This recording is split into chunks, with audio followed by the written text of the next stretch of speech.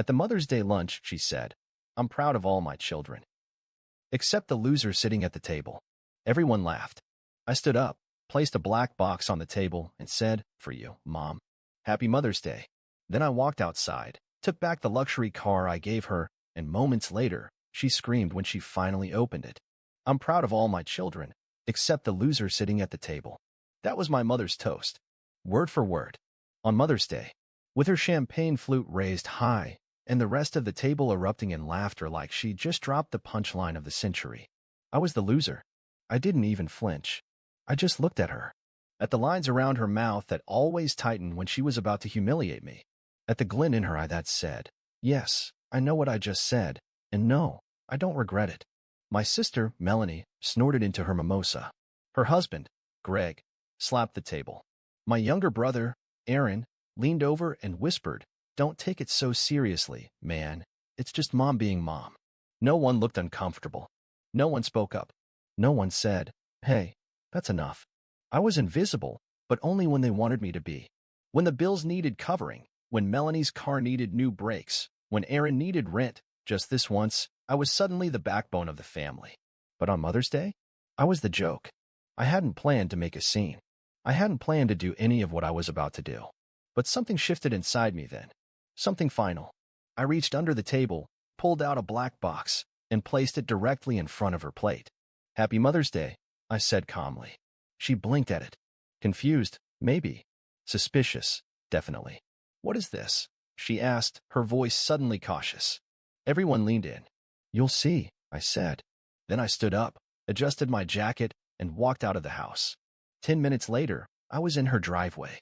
I opened the luxury car I had gifted her last year, the same one she bragged about to her book club, the one she told her friends her favorite child had bought her. She never told them it was me. I had the second key. I got in, started the engine, and pulled away slowly, calmly, as if I were running an errand. She screamed when she opened the box. I didn't hear it, but I imagined it vividly, her shrill voice echoing through the house, her perfectly manicured fingers clawing at the box's edges, finding what I'd left her. A single photo. Me, 10 years old, holding a homemade Mother's Day card and a bouquet of flowers I'd bought with coins I saved from skipping lunch for a week. On the back, "This was the last time I thought I mattered to you." That's how it began. Not the war, but the reckoning. For 2 weeks after Mother's Day, no one said a word. No calls. No texts. Not even a vague Facebook post from Melanie, which was strange for someone who couldn't go 20 minutes without updating the world on her emotional state or kale smoothie. Then Greg broke the silence. He sent me a message. "Hey, man, that car situation really messed her up. Maybe apologize." Apologize. They humiliated me in front of a full table. On purpose. Laughed. And now I was supposed to feel bad for taking back something I paid for in full? But I didn't answer. I didn't block him either. I wanted to see what they'd try next. And they did try. 3 days later, my father called. Not to apologize. Not to ask how I was. Just one sentence, left on voicemail. "If you're done acting like an attention seeker, we could use some help with Aaron's tuition." I laughed so hard I nearly dropped my phone. Aaron, the golden boy, the future of the family, the one who just needs time to figure things out. He'd been figuring things out for 6 years. Meanwhile, I was paying off his credit cards and wiring him money for textbooks he never even bought. I told myself I was done. I really believed it. But then I made the mistake of going back. Not for them. For Grandma. Her birthday. 83. The only person in that family who ever looked at me without judgment. She lived in a small house just outside town, where the grass always looked freshly cut and the air smelled like boiled tea and soap. She never asked me for anything, just offered me peppermint hard candy and memories. The party was simple. Finger food. Fold-out chairs. Plastic tablecloths. I almost forgot who I was walking into, until I overheard it. They were in the kitchen. I'd gone to get ice. I wasn't trying to spy, I just paused when I heard my name. Melanie, loud as ever. "He's not family, he's just a wallet with feelings." The room erupted in laughter. I heard Greg chuckle and say, "Well, feelings don't pay rent." Then Mom, my mother. She sighed, tired and dramatic like she always did when she wanted pity. "I just wish he'd learned to take a joke. He always makes it about him. It's not like we forced him to give us anything." And then Dad, the final blow. He did it to feel important. Let him feel small for once. I stood there with the ice bucket in my hands. Just stood. Not moving. Not breathing. They hadn't seen me. Not yet. When I finally walked into the room, it went dead silent. They didn't even try to hide it. No excuses. No laughter. Just guilt. And then the usual cover-up. Oh, there you are. We were just talking about. Yeah, I said. I heard everything. Melanie blinked. Mom tried to reach for my arm. Don't twist it, sweetheart. You were just reminding each other how useful I used to be, I said. Don't worry. Message received. I didn't leave. Not yet. Grandma still hadn't had her cake. But I watched. I watched how no one looked me in the eye for the rest of the night. How Aaron handed me a plate like he was passing a peace offering. How Greg tried to start a conversation about the stock market, as if pretending nothing had happened would reset the timeline. They knew I'd heard. They also knew I wasn't going to yell. I wasn't going to cry. And that scared them more than anything. But they weren't done. 1 week later, I got an email from my bank. A transfer had been attempted using an old joint account I had with Dad, something we opened when I helped him refinance the house 4 years ago. It had been dormant. I'd forgotten it existed. They hadn't. I called the bank, froze the account, flagged the attempt. Then I drove to their house. Not to confront. To watch. They were having dinner. Tacos from the smell. I didn't knock. I didn't say anything. I just stood across the street, hands in my pockets, while the windows glowed with warm family light. I wasn't in it. But I used to be. They didn't see me until Melanie stepped outside to take out the trash. She froze when she saw me, then smiled like nothing had ever happened. You're being dramatic again, she said. Come inside. It's Taco Tuesday. I walked up to her. Not close. Just enough. You tried to steal from me, I said. You joked about me. Used me. Mocked me. And now I'm supposed to smile over tacos. She shrugged. Families fight. I leaned in. No. Families break. Then I turned around. She didn't follow. But the next morning, she texted. Don't do anything crazy. You'll regret it.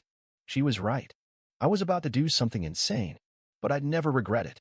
Because I finally saw the truth. I wasn't their family. I was their strategy. And that game was over. They messaged me a week before it happened. Just one sentence. We miss you. Let's do Mother's Day right this time. I didn't answer right away. I waited 3 days. Then I wrote back. Fine. One dinner. Just family. They thought I was crawling back. That the black box and the car were just a tantrum. That all it would take was a decent meal and a few warm words to get their little puppet son back. I showed up at 6. The table was set like always. Candles, swan-folded napkins, wine glasses polished within an inch of their lives. My mother wore the pearl necklace I once gave her. Melanie was in a low-cut dress with that same smug smile. Greg sat beside her like her loyal little pet. My father sat in the center, throne style, as if he'd earned anything. Only Aaron looked genuinely nervous. We're so happy you came, my mother said. We really missed you. And maybe we went too far last time. Or maybe we didn't go far enough, my father muttered, eyes down. But family is bigger than pride, right? She added quickly. Let's not hold grudges. I didn't answer. I waited. She raised her glass. Tonight is about turning the page. I'm proud of all my children, even the ones who lost their way. We all make mistakes. Silence. Then a voice from the hallway. Sorry I'm late. Everyone turned as Rachel stepped into the room, Melanie's ex. The one she called unstable. The one she swore would ruin her life. The one she lied about for years. Melanie froze mid-sip. What is she doing here? She hissed. She's here for dinner, I said, calm. With the family. Rachel sat beside me, elegant and composed, and pulled a small envelope from her purse. She placed it gently on the table. I've kept quiet long enough, she said. But I was invited here to tell the truth. My father leaned forward, ready to growl something, but Rachel beat him to it. Mrs. Harris, she said, looking straight at my mom. In January, over wine, you told me this about your son. His emotions are his leash. He pays when he feels guilty. And this, he's not family. He's a strategy. I turned to Melanie. And you, I said, you didn't know I was standing behind the hallway wall when you said, let him feel small for once. Melanie exploded first. She's lying. This is a setup. You brought her here to ambush us? You're seriously doing this? Again, you need help. You want to talk about help? I said, cutting her off. I reached into my jacket and pulled out a printed bank statement. Here's a wire transfer, $12,500 from my account to yours. Approved, but not by me. I slid it across the table. That's not a mistake. That's fraud. My father shot to his feet. This is betrayal, he barked. We came here to make peace and you bring in this snake? My mother had started crying by then. But it was the kind of crying actresses do in soap operas, just enough to look tragic without ruining their makeup. I don't know what you want from us, she whispered. I stood. I want nothing, I said. Not your apologies. Not your calls. Not your guilt. I want distance. I looked each of them in the eye. I'm not your son anymore. I'm your consequence. Then I pulled one last thing from my jacket, a sealed legal envelope. And here is a formal termination of all joint accounts. Access to my business? Gone. My name on the trust? Updated. Grandpa made sure of it before he passed. Melanie? Removed. Dad? Erased. I dropped the envelope in front of my mother's glass. This is your inheritance now. Emptiness. Just like the respect you gave me. Then I pulled out an old photo, me at 10 years old, holding a handmade card and a bouquet. The last time I ever thought I mattered. I tore it in half, placed the pieces on the table, and said, one for each of you. And I walked out. No one followed me. Not a word. Just a long, gasping silence. At the door, I looked back one last time. Their faces weren't angry. They were ruined. I didn't rage. I didn't post online. I didn't make a speech. I opened my laptop and a spreadsheet. Over the course of 8 days, I sat down with a friend of mine, a certified accountant, and we built a list. A full audit. Not of their lives. Of mine. $14,300 for Aaron's tuition. For semesters I paid, just until he gets settled. Turns out he settled into failure just fine. $7,800, Melanie's car. A lease under my name, with her name on the bumper stickers. Just until she gets approved for her own, she said. That was 3 years ago. $2,400, medical expenses for Mom. A dozen copays and specialist visits she booked under my insurance, saying she'd take care of it later. She never even asked if I had coverage to spare. $18,000, direct transfers. Some Venmo, some cash, some wire. Help with rent. The fridge broke. I just need to get through this month. You'd think with all the money I sent them, they'd be living like kings. But no, they still somehow managed to look poor and talk rich. $1,650, gifts. Holidays, birthdays, made-up anniversaries. The bed I bought my parents after Dad threw out the old one in a drunken rage. Melanie's congrats on your engagement spa weekend. Aaron's, I passed my first-class sushi dinner. All of it logged. With receipts, screenshots, timestamps, even some printouts of text messages. Can you send it tonight? The landlord's making things complicated. If I ask Mom, she'll freak out. Just until next week. Total, $44,150.47. Not a symbolic number. Not rounded. Precise. Cold. Clean. I handed the file to my attorney. Quiet guy. Brutal when needed. We'd gone to school together. I'd once paid for his bar prep course. He never forgot that. Do you want the full amount? He asked. Or leave them a little dignity? Every cent, I said. No interest. No embellishment. No drama. Just facts. For days later, they got the letters. Certified. One to my father. One to my mother. One to Melanie. Subject, outstanding family debt. This is not revenge. This is closure.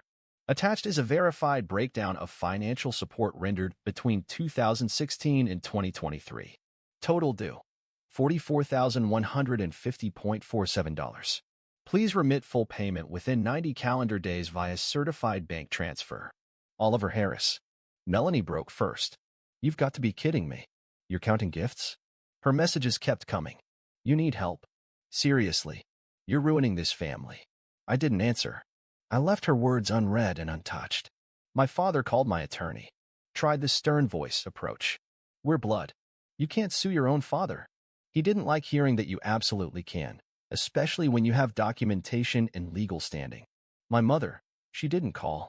She sent a letter, written in careful cursive, ink smudged in places where she must have wiped her eyes. I gave you life. I stayed up with you when you were sick. I prayed for you. And now you send lawyers. No apology. No accountability. Just guilt, weaponized the way she always liked it best. On day 21, we filed official civil claims. Melanie filed a countersuit, claiming emotional harm. claimed I manipulated her into accepting money. She lost. Hard. The judge didn't even look impressed. Just read off the record of transactions, the text messages, the written acknowledgments. Dismissed her case in under an hour. Dad refused to respond. 3 weeks later, we filed for judgment by default. 1 lien, 2 garnishment warnings, and a flag on his primary checking account. Mom didn't show up to court, didn't submit a response. But when she tried to pay for her medication at the pharmacy the following week, it declined. Her retirement benefits had started being docked, a percentage each month, just like they docked pieces of me for years. And me? I didn't gloat. I didn't scream, "I told you so." I didn't even talk about it. I just watched the bank app as payments came in. Melanie paid first, probably to stop the bleeding. Dad paid second, only after realizing the lien would ruin his credit. Mom's payment was last. She sold her silver tea set, the one from her wedding. I found out from a cousin who said she cried while wrapping it. I didn't feel vindicated. I felt clean. On the 91st day, I walked into my bank and withdrew exactly $44,150 in cash. Hundreds, 50s, 20s, neatly bundled. I placed it in a matte black lockbox, lined the bottom with velvet, added 1 single note on top. This isn't money. This is accountability. I didn't send it to them. I didn't burn it. I placed it in a private deposit box under my name, not as a trophy, but as a marker, proof that I paid for my escape. Then I donated $5,000 to a nonprofit that supports adults recovering from family-based financial abuse. They emailed a receipt and a short thank you note. That was the only gratitude I needed. I didn't celebrate. No new car. No toast. No mic drop. I sat down at the same desk where, 5 years ago, I'd skipped dinner to send rent money to Melanie. And I whispered to myself, I didn't want revenge. I wanted my life back. And now it's paid in full.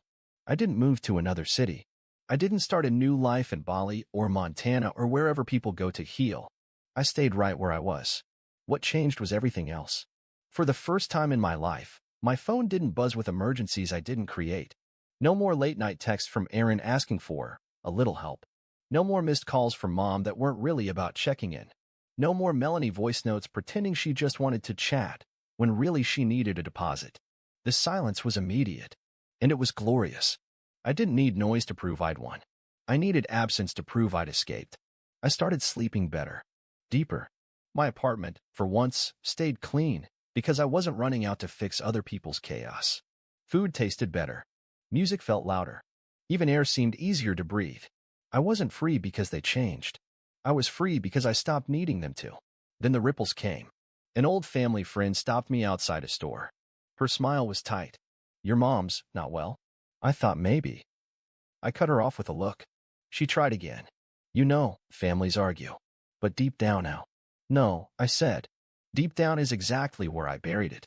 She blinked, took a breath, and left. One afternoon, I pulled a storage bin out of my closet, full of old things I hadn't touched in years. Inside, photo albums, cards, leftover ornaments. I picked up a framed family picture, the last one we ever took together. I was smiling, but my shoulders were hunched. I looked like a guest in my own life. I threw it out, not in anger, in peace. That same week, I packed up 3 pieces of furniture, the coffee table I bought for my parents, the shelf I assembled for Aaron's books, he never read them, and the dining chairs I gave Melanie when hers broke. I donated them to a shelter. Let someone else sit on them now. Someone who might be grateful. And then I did something I hadn't done in years. I deleted every single number from my phone connected to them. Not just Mom, Dad, and my siblings. The cousins who said nothing. The aunt who laughed at me across the table. The uncle who didn't want to take sides. Gone. I didn't block them. I just erased them from my future. A month later, I saw my father. In a parking lot. He was loading groceries into the trunk of his car, not the SUV, of course. That was long gone. He turned, looked straight at me, and paused. His mouth opened slightly. Maybe to speak. Maybe to fake a smile. I didn't stop walking. I didn't slow down. And when I passed him, I didn't even glance back. That silence? It was the loudest thing I'd ever said. A week after that, I saw Melanie. She was sitting at an outdoor cafe with a man I didn't recognize. Laughing, gesturing, performing. I don't know if she saw me, but I saw her and felt nothing. No anger, no bitterness, not even pain. Just air. like she was a scene I'd already seen too many times. The final closure came quietly. I walked into a coffee shop I hadn't stepped foot in since last year. The same one where, once, I sat across from them on Mother's Day, the day they laughed while I was gutted in public. I ordered tea, took a seat by the window. The same table, same chair. But everything was different now. There was no tension in my jaw, no ache behind my ribs, no countdown to the next insult. I looked at the seat across from me, the one where they all used to sit. And for the first time, I didn't imagine them in it. It was just empty. Mine. I took a sip, looked outside, smiled. This seat used to hurt. Now it's just mine. They stayed the same. But I didn't. And that was enough.